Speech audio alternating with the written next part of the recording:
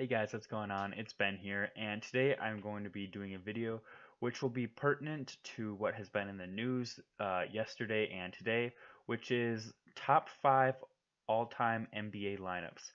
This came into relevance because Allen Iverson was being interviewed, and he gave his top 5 all-time lineup, as in not the top 5 players he thinks are the greatest of all time, but if he had to put out a starting lineup, who he thought the best starting lineup of all time would be.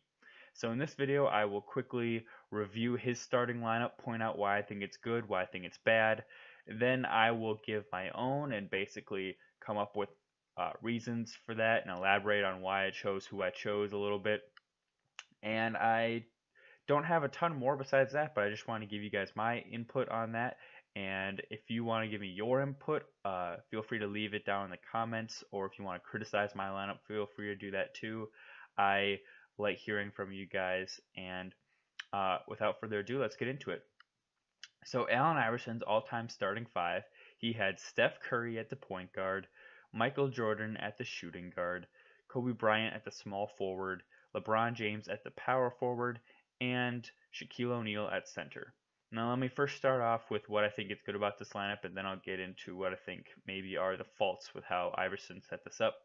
So I think that Jordan and LeBron are picks that I can totally understand, and even for that matter, Shaq is pretty fair to understand. You know, a lot of people are going to have their uh, various opinions on centers between Kareem, Bill Russell, Wilt, uh, Shaq, even Hakeem Olajuwon. Between those five, you can sort of argue for any one of them for any particular reason. So I can't really fault him for picking Shaq for any reason.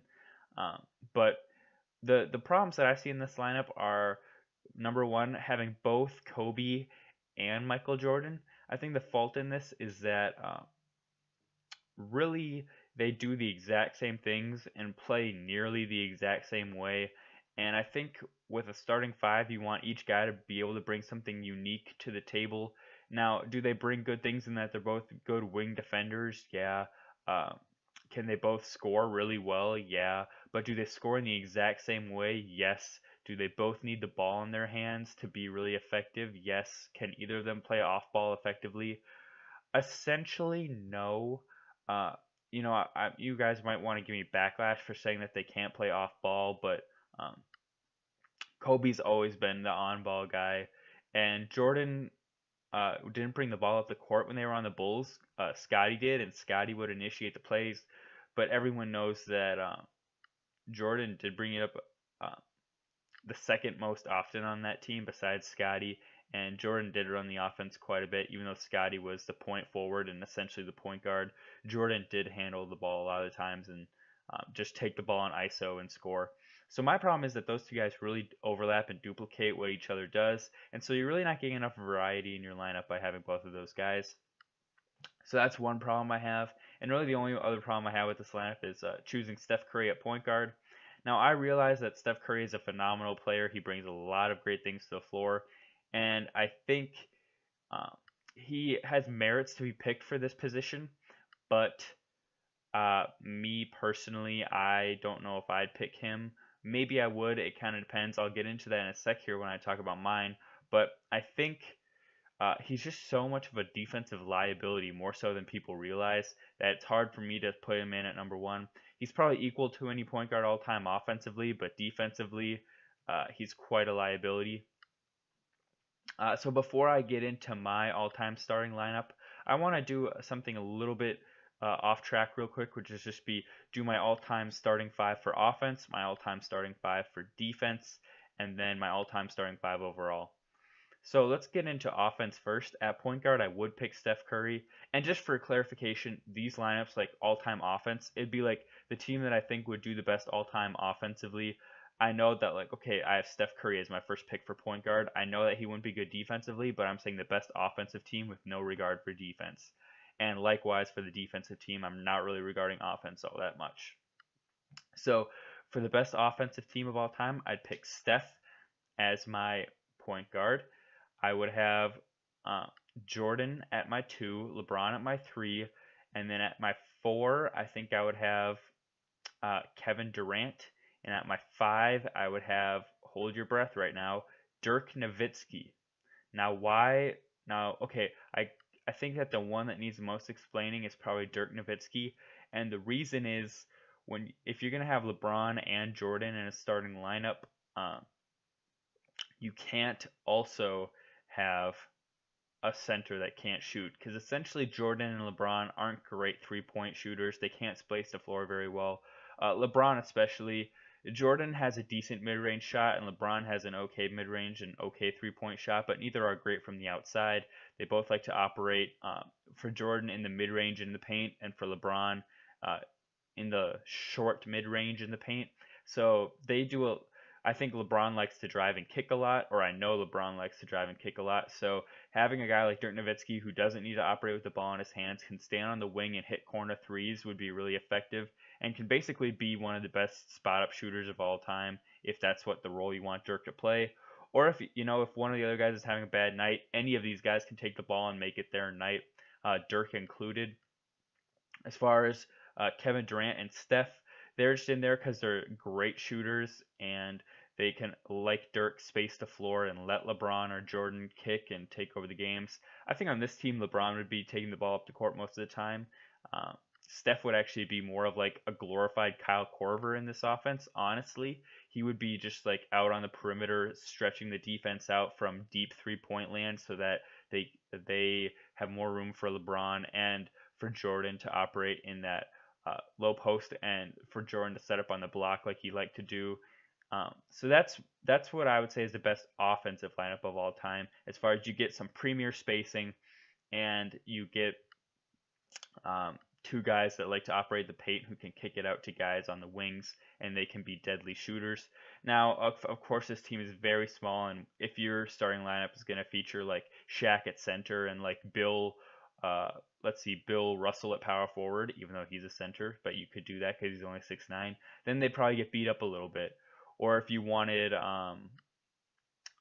Shaq and Tim Duncan or something, then yes, this team would get a little roughed up as Dirk would have to guard Shaq, so that wouldn't work too well.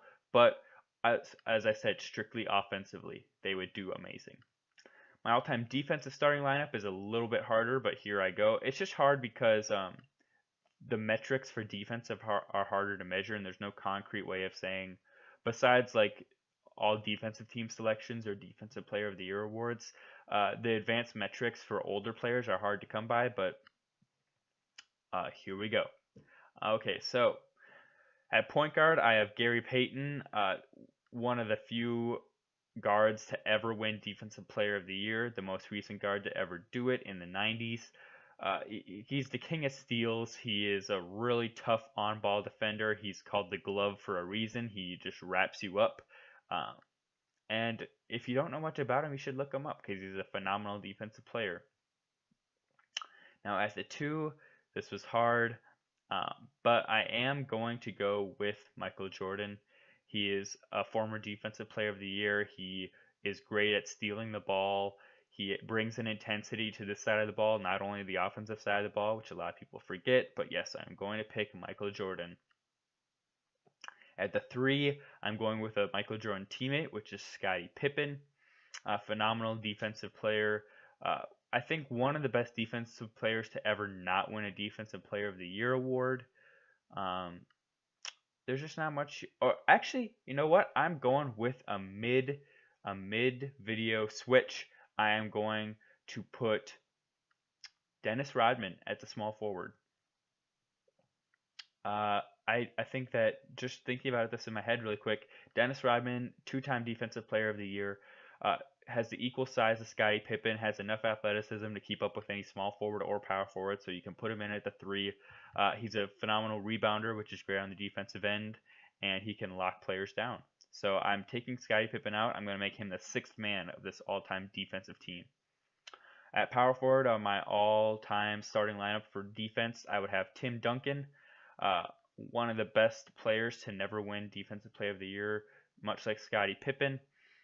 Many all-defensive first-team selections, great at blocks, great at rebounds, very quiet, so he's an underrated defensive player. You might say, oh, KG's better on defense, but KG has less defensive player selections, and I just feel like overall, although he brought a lot of intensity, uh, when you're not playing a good game, intensity can be a bad thing in that you get really volatile and aggressive towards your teammates and stuff. And I just I think on defense, Tim Duncan brought as much effort as Garnett, but just not as outwardly loud about it. And then at my center, I debated this for a while, but I have Dikembe Mutombo. I think if I am correct, he's won the Defensive Player of the Year award 4 times. He's probably best remembered for playing for the Nuggets and the Hawks and the 76ers when they went to the finals. Uh, Blocks a ton of shots, rebounds it a lot. And if you don't know much about Dikembe, he's the guy that originated the finger wag, and he is on a lot of commercials, and a lot of people think he sounds like Cookie Monster. So that's a little bit of background on him. But phenomenal defensive presence, and arguably could be said to be the best defensive player in NBA history overall. It's a big debate, but with big guys, it's hard because they can all kind of produce a lot of similar statistics a lot of times. But I think his 4 Defensive Player of the Year awards show. Honorable mentions off the bench are Scottie Pippen and Ben Wallace. On a given day, I might start Ben Wallace over Tim Duncan, but Tim Duncan's got a few extra inches on Ben Wallace, and so from that perspective, I like Tim Duncan a little bit better. Okay, my all-time starting lineup overall. I'm actually going to start at center because I feel like I might get. I just think I'm going to start at center because that's like one of the more contested positions, I feel like. So, as I said earlier, you've got Bill Russell, Wilt, Kareem, Shaq, Hakeem Olajuwon. I'd say those are sort of like the 5 that people would debate. You could also throw in, I guess, if you're an old school fan, Bob Pettit and George Mikan. I'm not going to include those guys because I think they were like 6'9", but they were considered giants, whereas those are like small forwards or power forwards today. So I'm sticking to the 5 between Jabbar, Wilt, Russell, Shaq, and Hakeem. And I'm actually going to go with Hakeem for this one. I'm picking him over Shaq and all those other guys. Okay, so now you might say, well, he's not the best player, but I think to clarify really quick before my starting 5, I'm not what this starting lineup should not be is the 5 best players of all time thrown into a starting lineup. If I were to do that, it would look something like, Magic, Jordan, LeBron, uh, Wilt, or not Wilt, Jabbar and Russell. Those guys all fit positionally, but I'm trying to think of how these guys would fit cohesively in a real starting lineup. And that lineup that I just described, while it would be good, no doubt, nobody can shoot a 3-point shot on that team. And if they played any modern team, although they would play really well, they wouldn't be dominant in that they'd have terrible spacing. And LeBron and Magic are essentially the same player, except LeBron's a little bit better, has a better offensive game, like as far as scoring. Uh, and so from that perspective, you can't really play those 2 guys together. Jordan, of course, you got to have in there, but again, can't space the floor, and a lot of times really needs the ball in his hands to be effective offensively. Kareem would be fine, and Bill Russell would be fine, but still no spacing whatsoever. Basically, 5 guys that like to score in the paint, and so you're gonna have in some games like Bill Russell out at the top of the key to try and draw defenders out, which is gonna be really awkward on offense. So that's why you can't just go by like, oh, the best 5 players of all time in a starting lineup. That's like what you should do. No, you can't. You got to think how they'd be cohesively. That's why I had like Dirk Nowitzki in my all-time greatest offensive starting lineup. Is that objectively is like Wilt or Shaq or Kareem better than him? Yes, but in a great offensive lineup, as we've seen in the modern NBA, spacing is number 1, and when you have guys that like to score in the paint, like Jordan, LeBron, Magic, whoever, you need guys that can stand on the wing and drain 3-pointers, or at least deep outside shots and draw the defenders out and prevent them from providing crashing help defense to the paint on LeBron or Jordan. So from that perspective, that's why you can't just say the best 5 players in a starting lineup. Okay, besides that, moving on. My starting lineup of all time at center, I have Hakeem. Why? is that I think he's a great intersection point of great defense along with really, really, really great offense. Um, as in, what I mean to say by that is like you got Shaq, who is a really great, dominant, probably the most dominant physical presence ever in the NBA, but honestly, not a great defender, just like an average to slightly above average defender. Uh, and then you got guys like Bill Russell, like a great, probably second best defensive, or in the conversation for best defensive center of all time, but averaged 15 points a game for his career, so offense is lacking. Um, Also, he's only 6'9". Kareem, you can make an argument for, but I think that Kareem and Hakeem are sort of like of equal skill, but Kareem was just in a better situation, so he uh, profited from playing with Magic more. But I think that they're pretty close in talent level. But it's so hard with centers because they're really similar, a lot more similar than any other position in how they collect statistics and play. But I think Kareem's better, but I think Hakeem gives you 75% of Hakeem gives you 75% of Kareem's offense, but he's a much better defender. And for that reason, I'm putting Hakeem Olajuwon into my starting lineup of all time. Power forward. This is a tough one, but I am going with, again, thinking of how these players are going to play cohesively. I'm going to go with a little bit of small ball, and I'm going to put Kevin Durant as my power forward. Um, Now, when I reveal my small forward, you can see that you can switch these guys, and you could put either one at the power forward or small forward, depending on how the matchups are working out. But he's 7 feet tall, even though he claims to be only 6'9". He's 7 feet. Everyone kind of knows that. He's gotten a lot better at blocking shots, uh, offensive talent. He's the modern Larry Bird.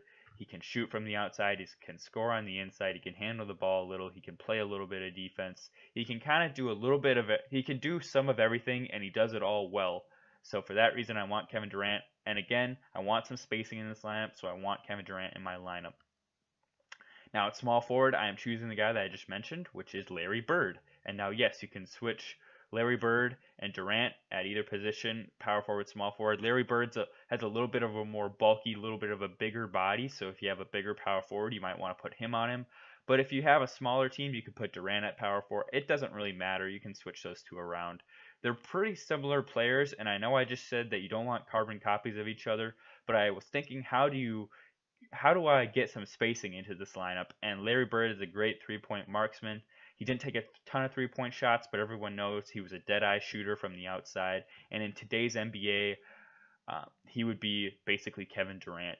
And I don't know if this is necessarily going to be played with today's NBA rules and today's NBA landscape, but I think that the talent levels that Larry Bird and Kevin Durant bring, as we've seen him bringing Larry bringing in the 80s, Durant bringing in the 2010s, their skill set is transferable to any era and can really work. And because they can space it and they can be spot up shooters when they need to be, they are the only type of player that can have duplicates on a team. Now, I said I know Kobe and Jordan can't be on the same team because they are ball dominant and they duplicate each other's skill sets. I think Larry Bird and Durant are the exception because they can be spot up shooters when they need to be. They don't have to have the ball in their hands. That is my exception to the rule. Starting shooting guard. There's no other guy besides Jordan. He is the greatest shooting guard to ever play the game, arguably the greatest player to ever play the game, best ISO scorer of all time, a great wing defender, former defensive player of the year, 5-time MVP, 6-time champion, 6-time finals MVP. Can't say much more about him than that. He is an all-star game MVP. He has averaged 37 points a game in a season before. Uh, there's just nothing more you can say about him than that. I mean, I could go on for hours, but he's the best shooting guard of all time. There's no argument. He's the shooting guard on this team. And the point guard is probably the most controversial, not because of the player, but because of where I'm playing him, and that is my point guard being LeBron James. Now, why do I have him at point guard? Because he is essentially a point guard. He brings the ball up most of the time on any team he's ever been on. He likes to run all the plays, run the offense. He likes to ISO score sometimes. He likes to drive it and dish to players sometimes. LeBron is a point guard who doesn't like being called a point guard. and he likes to be a small forward because then he can guard guys his own speed and his own size, and he doesn't like necessarily guarding point guards a lot. He really only did it when he was on the Heat for only a few times. When he played the Bulls was a notable one where he guarded Derrick Rose for like a game 2 through 5. Um, but by and large, he doesn't like guarding point guards a lot. But in this scenario, I'm going to take him in his prime around 2012 or 13 when he's at his uh, like the season when he won MVP and came in second for Defensive Player of the Year, and he was just at the peak of his powers. That's the version of LeBron I'm taking, and he essentially is Magic Johnson with Karl Malone's body and more of a jump shot. That's who LeBron James is, and a little bit of the clutch gene. But yeah, so I'm putting him as my point guard. He's got Magic's skill set with a little bit more shooting, and he's got Karl Malone's body. There you have it. That's my starting five of all time. Hope you guys enjoyed the video. Hope you found it interesting. I hope that you let me know what you think if you want to tell me, and I hope you guys have a great day as well. Bye.